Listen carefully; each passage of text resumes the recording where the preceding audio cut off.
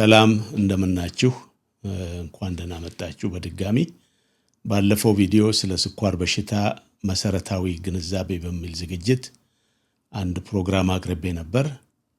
በእኔ እምነት ጤና ጥበቃችንን በአግባቡ መተግበር የምንችለው ስለ ሰውነታችን አሰራር በመጠኑም ቢሆን ግንዛቤ ሲኖረን ስለሆነ በዚህ ዙሪያ አንዳንድ ቅድመ መረጃዎችን ለመስጠት ነው ዛሬ የቀረብኩት።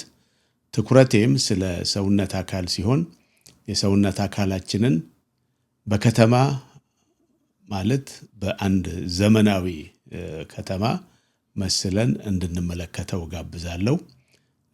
ሰውነታችን የሚሰራው እንደ አንድ ከተማ እንደሚሰራው ነው ለማለት ነው። ምክንያቱም አንድን ከተማ ማሳመርና ማደስ እንዲሁም አካሄዱን መቆጣጠር ወይም መገንባትና ማፍረስ የምንችለውን ያህል ሰውነታችንንም እንዳያያዛችን የሚገነባ ወይም የሚፈርስ እንደሆነ ለማረጋገጥ ነው። ስለዚህ በጥሞና እንድትከታተሉኝ አሳስባለሁ። አቀራረቤ ቴክኒካል በሆነ መንገድ ላይ ሳይንሱን ለመተንተን ሳይሆን ቶሎ ለመገንዘብና የሰማነውንም ለማስታወስ በሚያስችለን መንገድ ሐሳቤን ለመግለጽ ነው። ስለዚህ ከባዮሎጂ ከአናቶሚና ፊዚዮሎጂ እንዲሁም ከሜዲካል ሳይንስ አኳያ ለምትመለከቱ ተመልካቾችና አድማጮች ከወዲሁ ዓላማዬን እንድትረዱልኝ እጠይቃለሁ። አካላችን ወይም ሰውነታችን እንደ ከተማ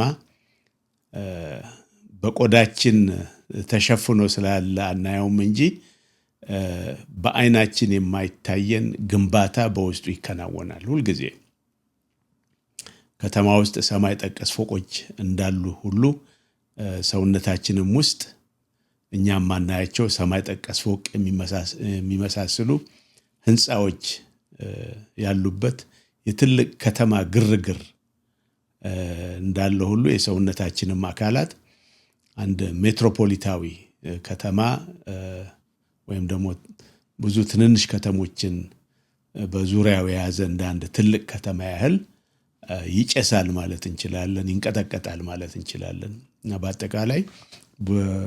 በአጠቃላይ በብዙ መንገድ ይንቀሳቀሳል።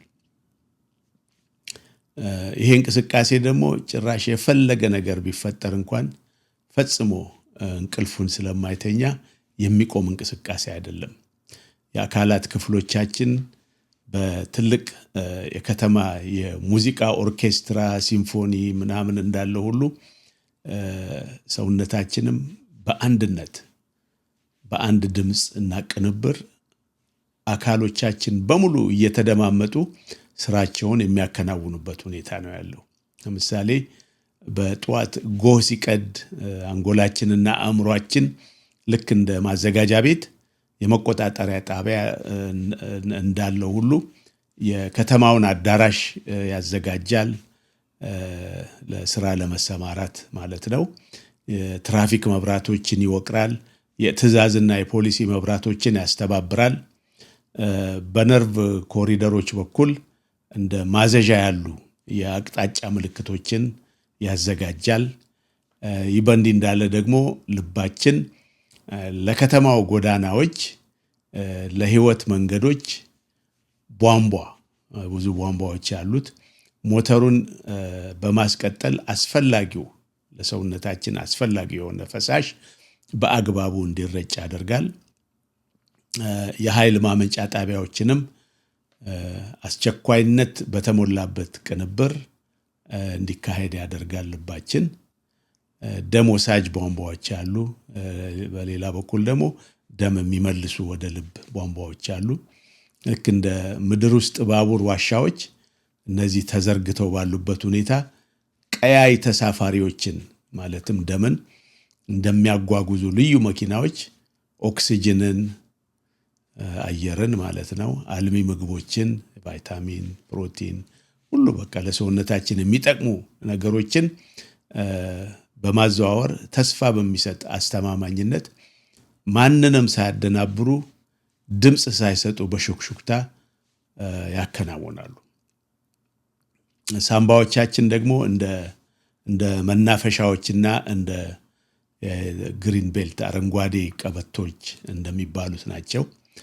እየሰፉ እየጠበቡ አየሩን ለማጣራት የተቃጠለውን ጭስ ወደ ትኩስ አየርነት ይቀይሩታል። ለመላው ከተማ የሚያገለግሉት እንደ ጨጓራና አንጀት የኢንዱስትሪው የኛ የሰውነታችን ኢንዱስትሪ የወረዳ ፋብሪካዎች እንዲሁም ደግሞ የቆሻሻ አያያዝ መሳሪያዎች ሆነው በመደማመጥና በመተባበር በአንድ ላይ ይሰራሉ። ከጨጓራችን የሚወጣውን ምግብ እንግዲህ ወደ ፈሳሽነት የተቀየረውን ምግብ በማጓጓዝ በኩል እነዚህ ከአንድ ቀበቶ ወደ ሌላ ቀበቶ በማሳለፍ በማዘዋወር ወደ ማቀነባበሪያ ፋብሪካዎች ይልካቸዋል። ከዛ አስፈላጊውን ንጥረ ነዳጅ አጣርተው በማውጣት በጣም ይተጋሉ። ጉበታችን ደግሞ የደም ቧንቧ ውስጥ የሚገባውን ማንኛውም ነገር ሁሉ በዋና ተቆጣጣሪነት የይለፍ ካርድ የሚሰጥ እንዲሁም የሚከለክል የመርዝና የአደገኛ ኬሚካሎች የኬላ ማዕከል ነው። በዚህም ኃላፊነቱ ጉበታችን ከአደገኛ ኬሚካል መቆጣጠሪያ ማዕከሎች ጋር በመሆን መርዝ የተባሉትን ጎጂ ነገሮች ሁሉ የሚያረክስ ዋናው ጠቃሚ አካላችን ነው። የአጥንትና የአጽም መስሪያ ቤት ደግሞ ልክ እንደ የከተማ ፕላን መምሪያ ብንለው አመቺ ይሆናል። በአጥንት የተገነቡ ሰማይ ጠቀስ ፎቆች ቅርጻቸውን ይዘው እንዲቆሙ የሚያደርግ ትልቅ አካል ነው። አሁን ቆመን ስንታይ የሚያቆመን አጥንታችን ነው። እንዲሁም ሌሎች በስትራክቸር በቅርጽ በኩል ማንነታችንን የሚገልጹ አካላት በአጥንታችን በኩል ነው የሚከናወኑት። በሌላ በኩል ደግሞ ጡንቻዎቻችን እንደ ግንባታ ሰራተኞች እንበላቸውና የአካላችንን ውጥረት ዘና ማለት ባህሪውን እንዲሁም መልክዓ ምድሩን ለመቅረጽ የተሰማሩ አካላት ናቸው። እንግዲህ ይህ በእንዲህ እንዳለ የበሽታ ተከላካይ ዘበኞችን አሉት ሰውነታችን እንደማንኛውም ከተማ። እንደ ክቡር ዘበኛ ኃይል ማንኛውንም ከሕግና ከአግባብ ውጪ የሆነ ሰርጎ ገብነትን ይቆጣጠራሉ እነዚህ ነገሮች። ቀጥሎም የነጭ ደም ሴሎቻችን በቧንቧዎቻችን ግድግዳዎች ላይ በሚገቡ ብዙ አላስፈላጊ ተዋሲያን አሉ። እነዚህን ወራሪዎች ልንላቸው እንችላለን። በእነሱ ላይ አልሞ በመተኮስ ከአልሞ ተኳሽና ይሄ ስዋት ቲም የሚባል ከነዚህ ቡድኖች ጋር በመተባበር ያለማቋረጥ በመፋለም ይሰማራል። ከበሽታ ከመጥፎ ነገር ይከላከልልናል ማለት ነው የኢሚዩን ሲስተም። ማታ ምሽት ላይ ደግሞ የኩላሊት የውሃ ማጣሪያ ፋብሪካዎቻችን የከተማዋን ወንዞች ያጣራሉ። በወንዝ የተመሰለው ደም ስራችን ነው። ደም ስራችን ብዙ ቆሻሻዎችን ይመልሳል። ጥሩ ምግቦችን ወደ ሰውነት አካላችን እንደሚወስደው ሁሉ ቆሻሻዎችንም እንደዚሁ ይዞ ስለሚመለስ ካልተጣራ ለሚቀጥለው ቀን ስራ ላይ ለመዋል ይቸግረዋል።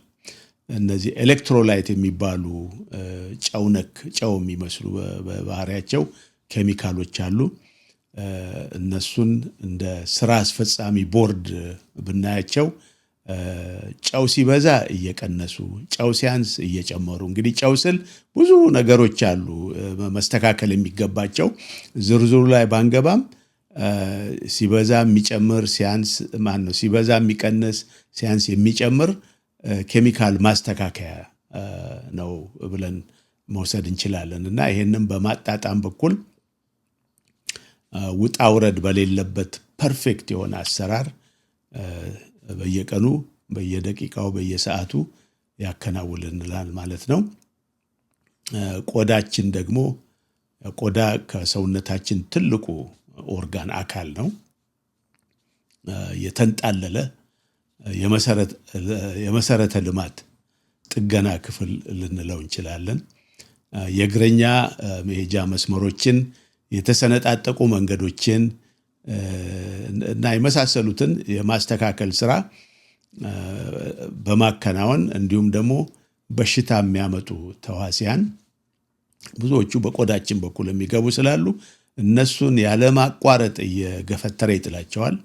ማታ ደግሞ ጨረቃ በምትወጣበት ሰዓት የኢንዶክሪን ሲስተም የሚባለው የሆርሞን ኬሚካሎችን የሚረጨው አካል ሆርሞን እንግዲህ የኛ ባህሪያችንን አንዳንድ አካሎቻችን እንዴት መስራት እንዳለባቸው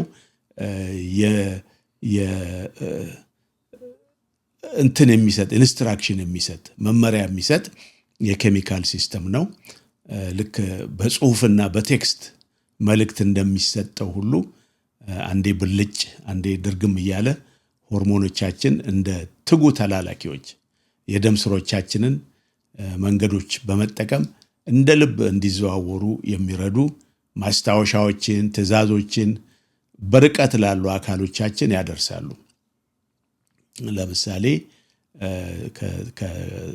ከእግራችን ጥፍር ጀምሮ እስከ አናታችን ድረስ የሚከናወኑትን ብዙ ነገሮች በትዕዛዝ መልክ ትዕዛዝ የሚሰጥና የሚያስተዳድር ይሄ ሆርሞን ነው።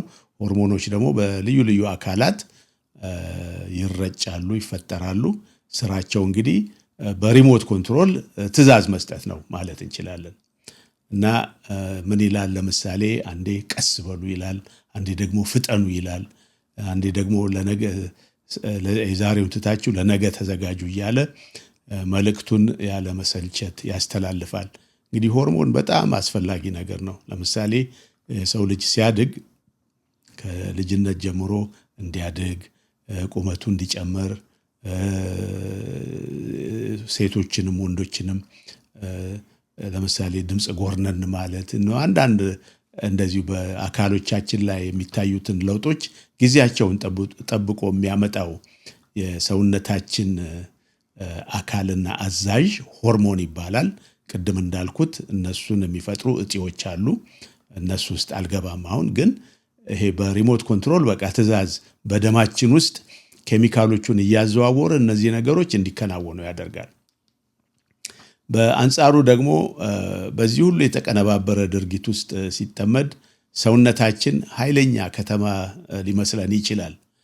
እንደው በቃ ምንም የማይበግረው ነገር ግን ሐቁ የሚያሳየው ይህ ከተማ ትልቅ ደካማ ጎን እንዳለው ነው። ሰውነታችን እንደ ጥንካሬ ሁሉ በጣም ብዙ ደካማ ጎኖች አሉት እና ይህንን ማወቅ አለብን። ሰውነታችን ቅድም እንዳልኩት እንዳያያዛችን ሊጠነክር የሚችል ነው፣ ሊበላሽም የሚችል ነገር ነው። ለምሳሌ በዚህ ባደጉት ሀገሮች ትራፊክ በጣም በበዛበት ዓለም ውስጥ የማለዳ ትራፊክ አለ፣ በምሳ ሰዓት ትራፊክ አለ። ትራፊክ ማለት እንቅስቃሴ የመኪናና ብዙ ነገሮች እንቅስቃሴ ማለት ነው። ደንገዝገዝ ሲል ደግሞ ሰው ወደ ቤቱ በሚመለስበትም ሰዓት እንደዚሁ ተመሳሳይ የትራፊክ መጨናነቅ አለ። ይሄ ሲበዛ እንግዲህ ትራፊኩ መንገዱ ሃይዌዩ ደም ስሮቻችን እንደሆኑ መገመት ትችላላችሁ። እነዚህ ደሞሳጅ ቧንቧዎቻችን በዚህ በትራፊክ መጨናነቅ ውስጥ ሊረጉ ይችላሉ። ለምሳሌ አክሲደንት ከተፈጠረ መኪናዎች፣ ሌሎችም እንትኖች እግረኛ ራሱ መዘዋወር ላይችል ይችላልና እንዲህ አይነት ክስተት ሊፈጠር ይችላል ሰውነታችን ውስጥ። ደማችን ከረጋ፣ ደም ካልተዘዋወረ ትልቅ ችግር ይፈጠራል ማለት ነው። በሌላ በኩል ደግሞ የአየር ብክለት ሊኖር ይችላል። በዛ ምክንያት የሚታዩ ደመናዎች ሊኖሩ ይችላሉ። እነዚህ ደመናዎች ሳምባዎቻችንን አንቀው ይዘው ትንፋሽ ሊያሳጥሩን ይችላሉ። ይሄ እንግዲህ በኤር ፖሉሽን አንደኛ ራሳችን ፈልገን በምናደርገው ለምሳሌ ሲጋራ በማጤስ ወይም ደግሞ ጭስ በበዛበት አካባቢ በመገኘት አንዳንድ ጎጂ ኬሚካሎች በሚፈጠሩበት አካባቢ መገኘት የመሳሰለው ነገር ሰውነታችንን ሳምባችንን ይጎዳል ማለት ነው። በነርቮቻችን ሽቦች ደግሞ የተሳሳተ እርምጃ የሚወሰድ ከሆነ ለምሳሌ ተሳስተው ያልሆነ ነገር ካደረጉ ነርቮቻችን ነርቭ ማለት ልክ እንደ ኤሌክትሪክ ስርጭት እንደማለት ነው። የከተማው መብራት እንዲጠፋና ጨለማ እንዲሰፍን ሊሆን ይችላል። ይሄ ለምሳሌ በነርቨስ ሲስተም በኩል ሁሉን ነገር የሚቆጣጠረው አእምሮአችን ቢሆንም ይሄ የነርቨስ ሲስተሙ ልባችን እንዲመታ በኤሌክትሪክ በየቦታው እንዲዘዋወር ትዕዛዞችም ያለ ኤሌክትሪክ አይሆኑም እና ይሄ በሚፈጠርበት ጊዜ ምሳሌ ስትሮክ የሚባለው ነገር የደም መፍሰስ ነው ወይም ደግሞ የደም መዘዋወር አለመቻል ነው። ነርቮቻችን ብዙውን ነገር በዚህ ደረጃ ሊቆጣጠሩ ይችላሉና እነሱ ካልሰሩ በአጠቃላይ ልክ መብራት እንደሚጠፋ ሁሉ አንድ ሰው አንኮንሺየስ ሊሆን ይችላል። ብዙ ነገር እንዲቋረጥ ይሆናል ማለት ነው። እንግዲህ ይህ ሁሉ እንዳለ ሆኖ ልክ እንደ ማንኛውም ለምሳሌ ከተማ መልሶ ማቋቋም ይችላል። የሆነ ነገር ቢፈጠር ሪፔር ማድረግ ይቻላል። የተሰበረውን ማደስ ይቻላል። የጎደለውን ማሟላት ይቻላል። መገንባትም ይቻላል። ቀላል ነው። ሰውነታችንም እንደዚሁ ነው። የተጎዳ ሰውነት ተመልሶ ሊታከም ይችላል። ሴሎቻችን ሴል እንግዲህ እንደ ጡብ የመገንቢያ ትንንሾቹ ሴል ራሱ ውስጡ እንደ ከተማ ነው። ትልቅነቱ ግን ለኛ በአይን ለማየት በሚያስቸግር ሁኔታ ያነሰ ነገር ነው። ግን ሁሉ ነገር ከሴል የተሰራ ነው ብለን ነው የምናምነው እና እነዚህ ሴሎቻችን እንደገና ቢታመሙ እንኳን ማደስ ይቻላል። ጠባሳዎቻችንን አሁን የሆነ ቁስል ሲኖርብን ከቁስል በኋላ ጠባሳ ይኖራል። ይሄ እንግዲህ የመዳናችንና ከበሽታ የመትረፋችንን ከአደጋ የመትረፋችንን ሁኔታ የሚያሳዩና የሚያመለክቱ የትዝታ ሐውልቶች ናቸው ማለት እንችላለን። እንግዲህ ይሄንን ሁሉ ያቀረብኩላችሁ ምንድነው ከተማ ብዙ የሚንቀሳቀሱ ነገሮች አሉት። ብዙ የሚሻሻሉ ነገሮች አሉት፣ የሚጎዱም ነገሮች አሉት። ሰውነታችንም እንደዚሁ በከተማ ከተመሰለ የከተማ ማደስ እንደሚቻለው ሰውነታችንም ማደስ ስለሚቻል በዛ አመሳስለን ሰውነታችን ውስጥ የምናስገባውን ነገር የሚጎዳውን ነገር አለማስገባት፣ የሚጠቅመውን ነገር ብቻ ማስገባት፣ እንዳይበላሽ ደግሞ ጊዜውን እየጠበቅን ይሄ ነገር ሊበላሽ ስለሚችል ከዚህ ነገር መቆጠብ አለብኝ ብለን እንድናስብ ይረዳናል ማለት ነውና ከዚህ በኋላ የማቀርባቸው ሌሎች ነገሮች አሉ። እንግዲህ በስኳር በሽታ፣ በደም ብዛት፣ በኮሌስትሮል እና በመሳሰሉት ይሄ ክሮኒክ ወይም ደግሞ ስር የሰደዱ በሽታዎች ከነሱ ጋር በተያያዘ የማቀርባቸው ነገሮች አሉና ሰውነታችንን በዚህ መልክ ከተረዳ ነው በኋላ የማቀርባቸው ነገር ላይ ምናልባት ይሄን ዛሬ የገለጽኩላችሁን ነገር መልሼ እንደ ሬፈረንስ ላመጣ እችላለሁኝ። የዛሬውን ዝግጅቴን እዚህ ላይ አበቃለሁ።